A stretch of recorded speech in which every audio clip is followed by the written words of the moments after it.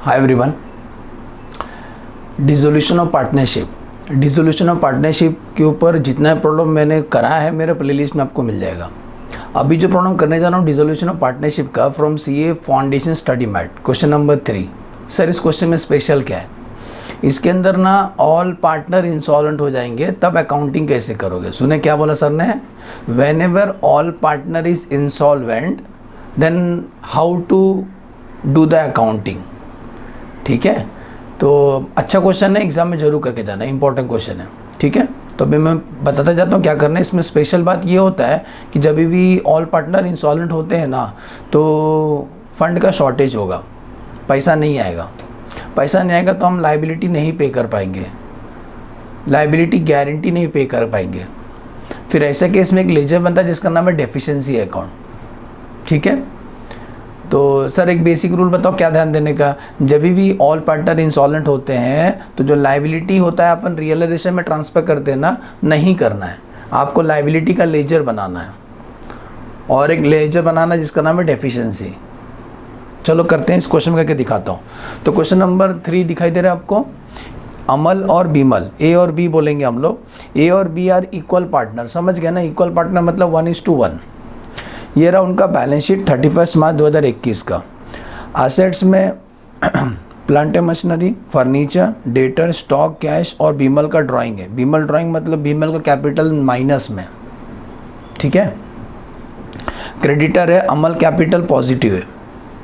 Assets जब बेचे हमने ये सब पैसा मिला। प्लांट एंड मशीनरी से 1250 मिला, फर्नीचर से 150, डेटर 400 रुपये दिए, स्टॉक बेच के 500 रुपये मिला। द एक्सपेंस और रियलाइजेशन इज 175, सब करने में खर्चा हुआ 175 rupees. Amal private asset is not sufficient even to pay is private डेब्ट, मतलब अपना घर का खर्चा नहीं निकाल पा रहा है Amal. It shows that Amal is insolvent. सुने, अमल अपना लाइट बिल नहीं भर पा रहा है, घर में खर्चा करने के लिए पैसा नहीं है, इसका मतलब अमल इंसॉल्वेंट हो गया। Second, Bimal private asset has surplus of 200 रुपये ओनली। बीमल बोलता है मैं अपना घर से बस 200 रुपये लेके आएगा और कुछ नहीं मेरे पास। It shows that both the partner is insolvent. सुने, और नसर लेजर बनाना है तो हमें क्या बनाना पड़ेगा, ध्यान देना। हम बनाएंगे क्वेश्चन नंबर 3 कहाँ से दे रहे हैं आपको। पहला हम बनाएंगे रियलाइजेशन अकाउंट। ठीक है, बाद में पार्टनर्स कैपिटल अकाउंट, अमल और बीमल का।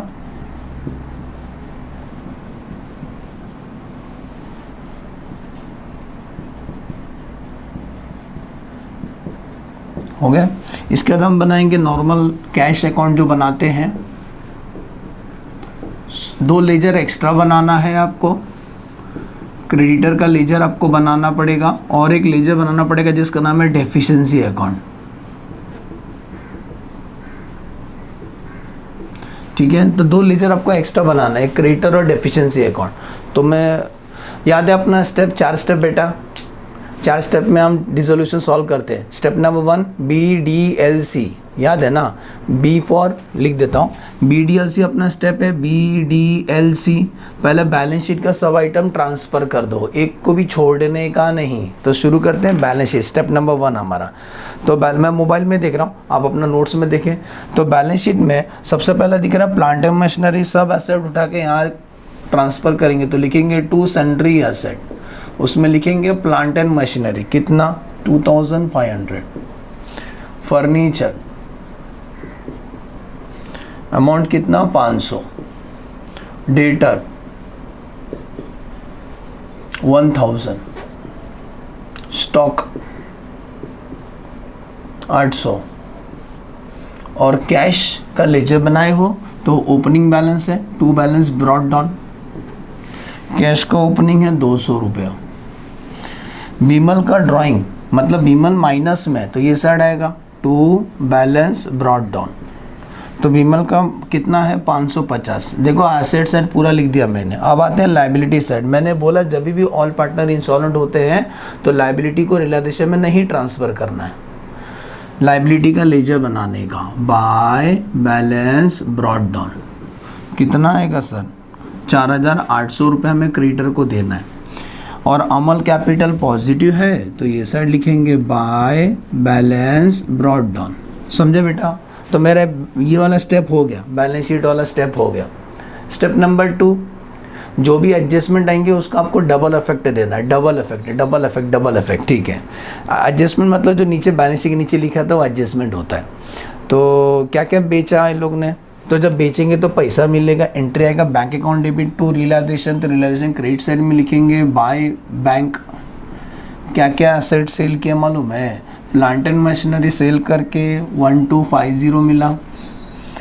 फर्नीचर का इसका डबल इफेक्ट देते हैं, रुको ज़रा, कंट्रोल 150। डेटर से कितना मिला? 400 रुपया।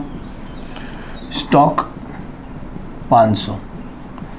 इन सबको प्लस कर लेते हैं, इसका सेकेंड इफेक्ट देंगे 1250 प्लस 150 प्लस 400 प्लस 500, 2300 रुपये मिला। ये credit, second effect debit to asset realise कितना? 2300। सुने, इनका सेकेंड इफेक्ट है चारों का। बोलो बेटा जी, समझा? आते नेक्स्ट पॉइंट। अब इसके बाद क्या बोलते हैं? द एक्सपेंसेस ऑफ रियलाइजेशन, ये सब करने में खर्चा हुआ तो रियलाइजेशन एक्सपेंस का एंट्री आता है that realization account debit to cash, पैसा गया तो कितना खर्चा हुआ? 175। तो यहाँ लिखेंगे रियलाइजेशन अकाउंट डेबिट में टू कैश, बोल देंगे एक्सपेंसेस। कितना खर्चा हुआ? 175। इसका सेकेंड इफेक्ट देने का कैश का क्रेडिट साइड में बाय रियलाइजेशन एक्सपेंसेस 175। ठीक। नेक्स्ट, अमल बोलता है पैसा नहीं है, बीमल ने 200 रुपये लेके आया, 200 रुपये। तो बीमल ने जो 200 रुपये लेके आया उसका एंट्री आएगा ना sir, bank account debit to Bimal, bank account debit to Bimal, bank account debit to Bimal capital. 200 रुपया लाया, उसका सेकेंड इफेक्ट बाय बैंक, 200 रुपया लाया बीमल ने। बोलो समझा? नेक्स्ट, ऑलमोस्ट तो सब पढ़ लिया। तो हमारा स्टेप नंबर 2 हो गया, बैलेंस शीट हो गया, डबल इफेक्ट हो गया। अब आपका ड्यूटी बनता है, कोई लायबिलिटी अगर एडजस्टमेंट में नहीं बोला रहेगा पे करने को तो आप पे करने का, लायबिलिटी पे करना है। तो सुनो, लायबिलिटी तो एक ही, एक क्रेडिटर है। अब आपको क्या चेक करना है? आपके पास कैश कितना है, कैश कितना है पे करने के लिए, क्योंकि आपको मालूम है जब दोनों पार्टनर भिखारी हो गए तो वो तो पैसा लाने वाले नहीं, तो पैसा आएगा किधर से? पैसा किधर से आएगा? जब दोनों पार्टनर इंसॉल्वेंट हो गए तो पैसा नहीं आएगा। तो हमारे पास जो पैसा है ना, इसी को देना पड़ेगा क्रेडिटर को। तो चेक करो कैश कितना अपने पास? 200 प्लस 2300 प्लस 200 माइनस 175। बेटा अपने पास इतना कैश है 2525, इतना ही हम क्रेडिटर को पे कर सकते हैं। सुने, लिख देना बाय क्रेडिटर। तो क्रेडिटर को पे करेंगे, लिखेंगे टू कैश 2525। बोलो समझा? कैश टैली करो, कैश में जो डिफरेंस आएगा उतना क्रेडिटर को पे कर दो। अब क्रेडिटर चिल्ला रहा है, क्या चिल्ला रहा है? मुर्दाबाद मुर्दाबाद, पार्टनरशिप वाले मुर्दाबाद, हमारा पैसा डुबा दिए। तो बोला हम कुछ नहीं कर सकते क्योंकि हम खुद इंसॉल्वेंट हो गए। मानता हूँ पार्टनरशिप में पार्टनर का लायबिलिटी अनलिमिटेड होता है, लेकिन हम खुद भिखारी हो गए। तो फिर ऐसे केस में अभी क्रेडिटर का पैसा नहीं मिलेगा। जो नहीं मिलेगा ना उसको आप डेफिशिएंसी अकाउंट में ट्रांसफ़र करना है, डेफिशिएंसी अकाउंट में। तो इसका जो डिफरेंस रहेगा ना, डेफिशिएंसी अकाउंट में ट्रांसफ़र कर देना। डूब गया, कितना डिफरेंस आ रहा है? 4800 माइनस 2525, 2275। सुने, इसका डिफरेंस यहाँ घुमा दिए। क्रेडिटर का डिफरेंस डेफिशिएंसी अकाउंट में ट्रांसफ़र कर दो। लिखेंगे कहाँ से आप लोग? क्रेडिटर से है। कितना? 2275। जो पैसा डूब गया उसको डेफिशिएंसी अकाउंट में ट्रांसफ़र कर दो। बोलो समझा? अब क्लोज करना है। लायबिलिटी हमने पे कर दिया बेटा, समझा? लायबिलिटी पे कर दिया। अब लास्ट स्टेप क्लोज करना है। क्लोज करना आपको आता है। रियलाइजेशन अकाउंट टैली करते हैं, प्रॉफिट या लॉस मिलेगा, देखते हैं। लॉस दिखाई दे रहा है 2500 plus 500 plus 1000 plus 800 plus 175 minus 1250 minus 150 minus 400 minus 500, 2675 का लॉस होता है। हाँ, लिख देंगे बाय लॉस ऑन रियलाइजेशन। किसको मिलेगा? ए और बी को मिलेगा। Since they are equal partner divide by 2 करते हैं तो एक को 1 रुपये कम देने का मर्डर नहीं होगा 1 रुपये से। 1337 लिखो, एक में 1338 लिखो, क्योंकि 7 + 8 15 होगा ना, तभी तो 5 होगा। तो एक को 1 रुपये ज़्यादा दे देना, इसलिए मर्डर नहीं होगा। तो रियलाइजेशन का लॉस हुआ, इसका सेकेंड इफेक्ट देंगे, पार्टनर्स कैपिटल डेबिट में लिखेंगे 2। कहाँ से आप लोग, रियलाइजेशन लॉस हुआ, एक को लॉस हुआ 1337 का, इसको 1338 का। याद करो क्लोजिंग का स्टेप्स क्या बताया था, रियलाइजिंग का डिफरेंस पार्टनर कैपिटल में घुमाना, पार्टनर कैपिटल का डिफरेंस कैश में, लेकिन कैश तो है ही नहीं, तो पार्टनर्स कैपिटल का जो डिफरेंस रहेगा और डेफिशिएंसी अकाउंट में ट्रांसफ़र करना। सुने, क्योंकि कैश नहीं है, तो जो भी डिफरेंस आएगा हम डेफिशिएंसी अकाउंट में ट्रांसफ़र करेंगे। तो पहला ए का देखते हैं, 1337 माइनस N50।